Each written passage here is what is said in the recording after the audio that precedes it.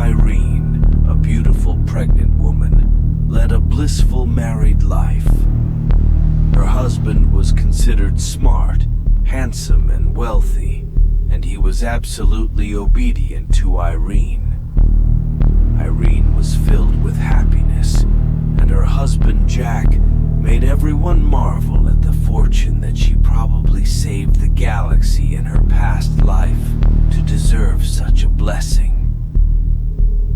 Yet every seemingly happy life inevitably harbors tragic experiences, hidden secrets, or both.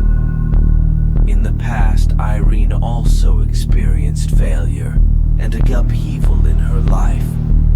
Sadness, unbearableness, and slander were defined as symbols of her life. In the workplace, Irene encountered a best colleague and friend called Betty. Betty had joined the company 2 months before Irene. Soon, Betty and Irene became close friends.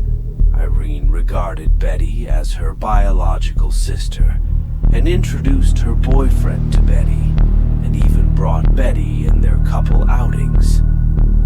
Irene's boyfriend protested to Irene many times, claiming that he occasionally wanted to be together without Betty.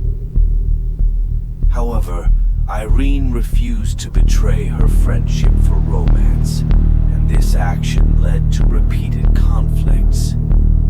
However, according to the principle of nature, if you are frustrated in love, you will succeed in the workplace.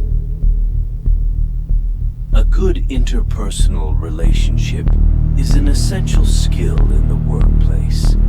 Irene believed that a good interpersonal relationship would lead to good cooperative relationships, but she never thought that the career path would be like a battlefield.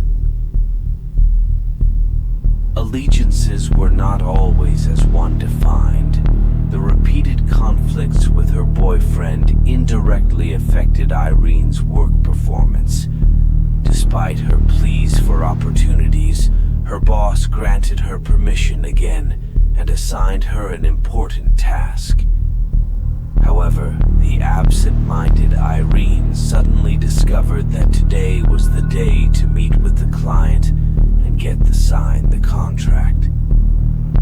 Irene kept rummaging through her files to avoid missing the last opportunity given by her boss.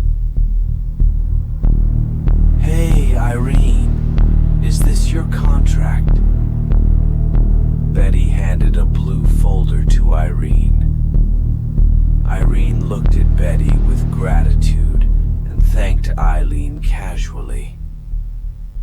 Afterward, Irene rushed off to meet the client. Irene had a smooth conversation with the client and signed the contract quickly. Everything was seemingly going well, but she never thought that trouble was brewing. "Irene, why did you modify this contract without my consent?" Irene's boss roared angrily. With a look of shock on Irene's face, she flipped through the contract which she had just handed to her boss. She discovered that the contract was not the one she had prepared.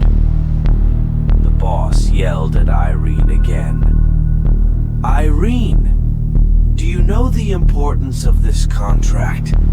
Do you know how much loss you will make for the company because of your overwrite?"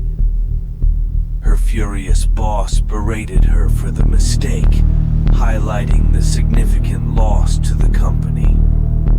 Irene was trying to explain something, but she was dumb after all. Coptis chinensis. Even if you have a mouth, you can't explain it clearly. She had no choice but to swallow her dissatisfaction silently. Misfortune only seeks out the miserable. Irene's mistake led to her dismissal by her boss. On the way home, Irene witnessed the scene she least wanted to see.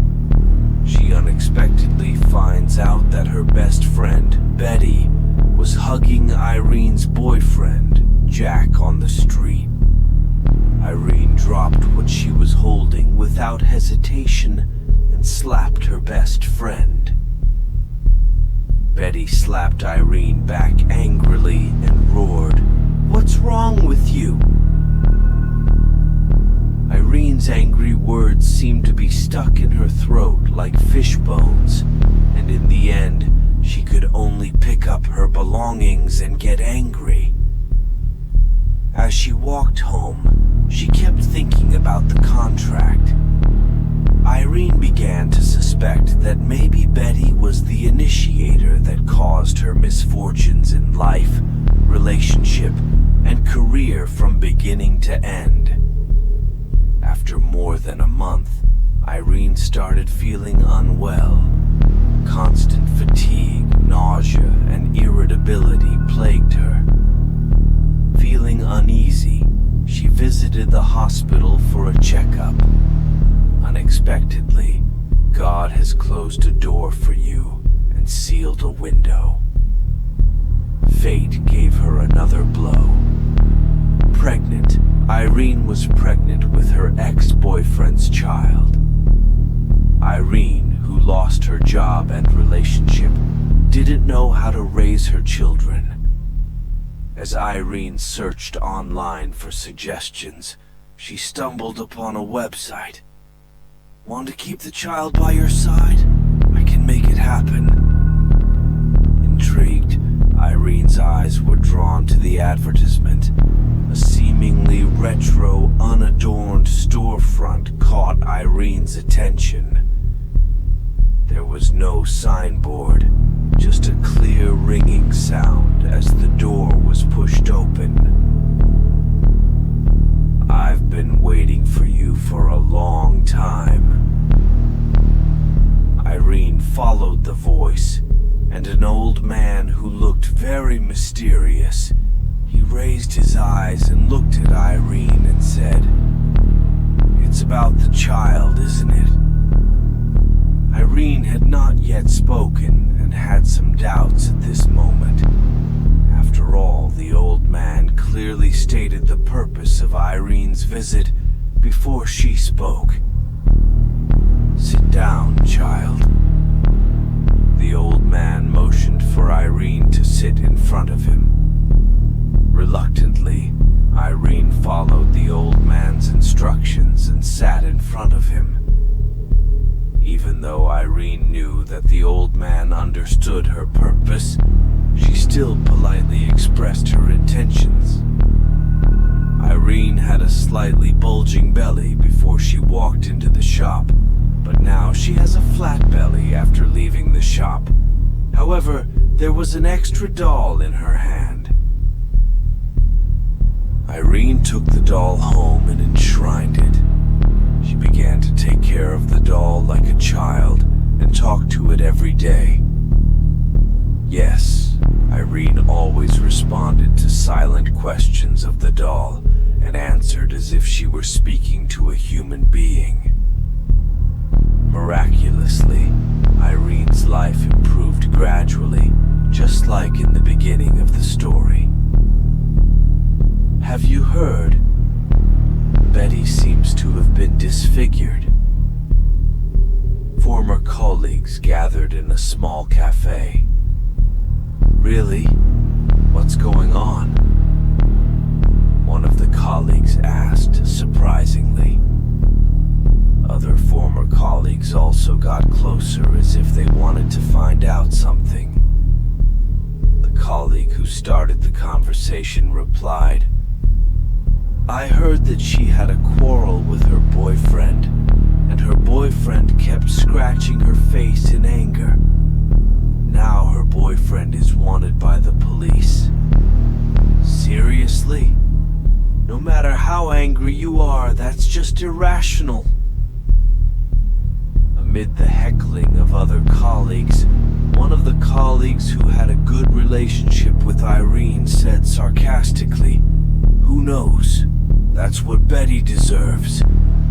I didn't like her very much before, right, Irene?" Irene smiled casually as she was uninterested or already aware of the gossip.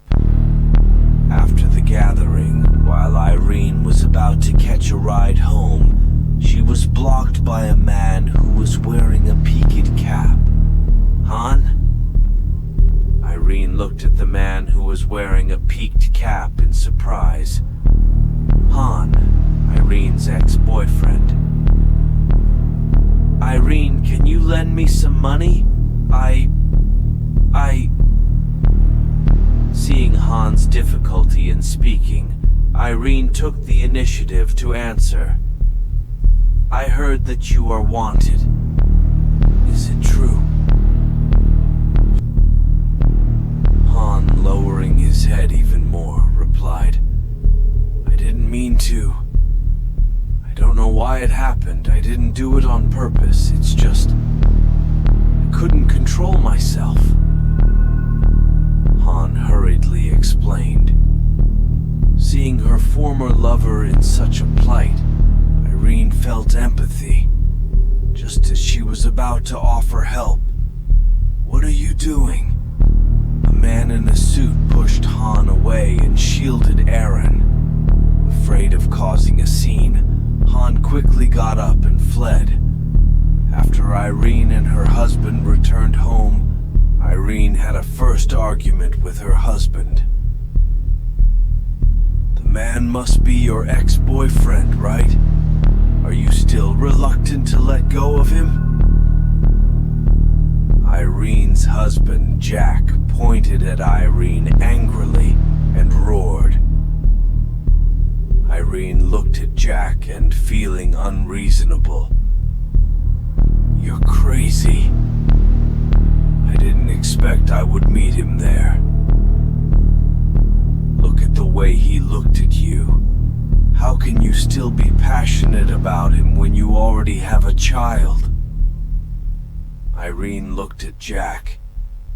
She knew there was no value in what her words now. So she just walked into the second bedroom.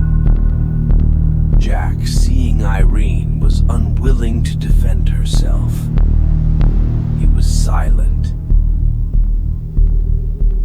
2 hours later, Jack decided to apologize to Irene and discuss what happened today.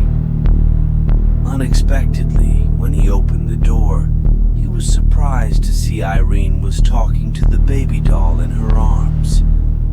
Astonished, Jack snatched the doll away from Irene immediately and asked, "What is this?"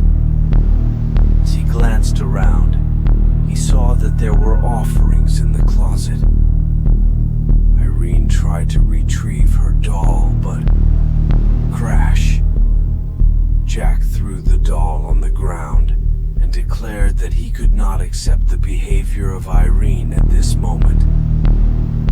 Sob, sob, sob. The baby's cries echoed incessantly in the room. Irene tried to comfort the doll, which fell on the ground, but the cries grew louder and louder over time. This continued for what felt like an eternity. After Irene came back to her senses, she saw Jack was sitting limply in front of her and still mumbling something. Irene immediately sent Jack to the hospital for an examination, but the doctor diagnosed that Jack suffered from a mental disorder and everything was normal. Aaron suspected that the doll had done something, so Irene rushed home to question the doll. She was demanding the doll to stop its behavior immediately.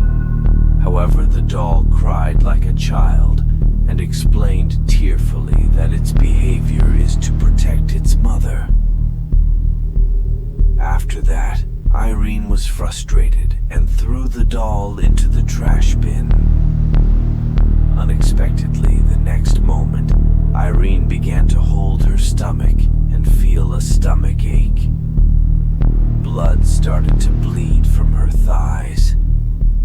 She knew that was unable to save the child who was in her tummy, and she did not expect that this act would cause her to lose her second child. On the other hand, a voice